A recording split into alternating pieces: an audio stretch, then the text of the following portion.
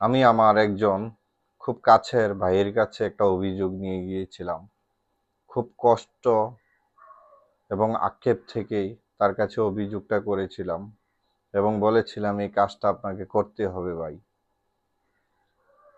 তিনি বলল, ঠিক আছে আমি করে দিব। তার কিছুক্ষণ পর সে আমাকে প্রশ্ন করলো, জাহিদ তোমার তো শক্তি আছে, পাওয়ার আছে। আমি কই না ভাই, আছে। কিভাবে আছে? তিনি বললেন, এই যে আমি তোমার খুব কাছের মানুষ, তুমি একটা আবদার করেছো, আমি কিন্তু করে দিব। এটা কি তোমার পাওয়ার না? আমি বললাম, জি ভাই। আচ্ছা জাহিদ, আমি যদি কাজটা করে দেই, যদি ওই লোকটা ক্ষতিগ্রস্ত হয়,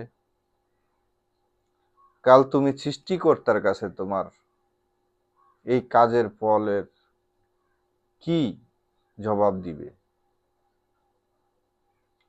কি জবাব দিবে সেই দিন যদি সেই লোকটা ক্ষতিগ্রস্ত হয়? তো তার চাইতে ভালো তাকে ক্ষমা করে দাও, অথবা অভিযোগটা তোমার সৃষ্টিকর্তার কাছে রেখে দাও। একদিন ঠিকই সে এর ফল পেয়ে যাবে, তুমিও তার জন্য ভালো পুরস্কার পাবে। কিছুক্ষণ চুপচাপ থেকে চিন্তা করলাম, খুব গুরুত্বপূর্ণ কথা বললেন। তখন আমি বললাম, ঠিক আছে ভাই, এটা এখানেই শেষ।